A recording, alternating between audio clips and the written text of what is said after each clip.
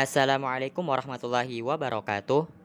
Pada hari ini kita kembali pada mata pelajaran IPS, yakni tentang cara menghemat penggunaan sumber daya energi. Oleh karena keterbatasan dan sulitnya mendapatkan sumber daya energi, kita harus bersikap bijak dalam memanfaatkannya.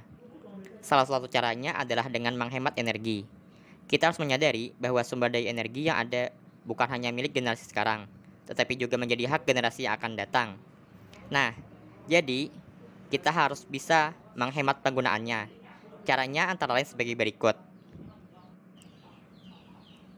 Yang pertama, menghemat penggunaan listrik. Nah, sumber daya energi listrik yang kita gunakan saat ini berasal dari minyak bumi dan batu bara. Semakin banyak energi listrik yang kita gunakan, semakin banyak pula minyak bumi dan batu bara yang akan digunakan. Akibatnya, persediaan minyak bumi dan batu bara akan semakin menipis dan lama-kelamaan akan habis. Untuk menghemat penggunaan listrik, kita dapat melakukan cara-cara berikut. 1. Mematikan lampu sebelum tidur. Yang kedua, mematikan lampu ketika siang hari. Yang ketiga, mematikan peralatan elektronik saat tidak digunakan. Cara menghemat sumber daya energi yang kedua yakni menggunakan sepeda ataupun kendaraan umum. Nah, bahan bakar minyak merupakan bahan bakar kendaraan bermesin seperti sepeda motor, mobil, ataupun bus. Semakin banyak kendaraan bermesin yang kita gunakan, semakin banyak pula minyak bumi yang akan digunakan.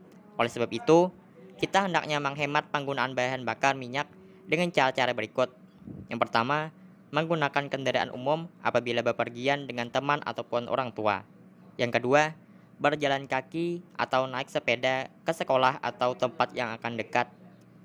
Yang ketiga, memilih pergi ke sekolah dengan menggunakan mobil jemputan dari sekolah daripada mobil pribadi.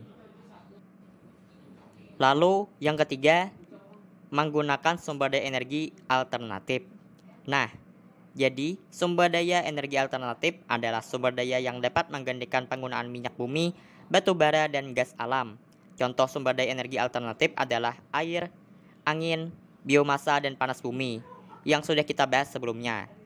Penggunaan sumber daya energi alternatif yang dapat kita gunakan antara lain sebagai berikut. Yang pertama, mengeringkan pakaian di bawah sinar matahari untuk mengurangi penggunaan pengering pada mesin cuci.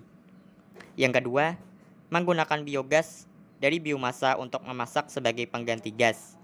Yang ketiga, menggunakan kendaraan berbahan bakar listrik. Nah, itulah beberapa cara untuk menghemat penggunaan sumber daya energi. Nah, itu tadilah pembahasan tentang cara menghemat sumber daya energi. Sekian pembelajaran kita pada hari ini. Semoga bermanfaat. Wassalamualaikum warahmatullahi wabarakatuh.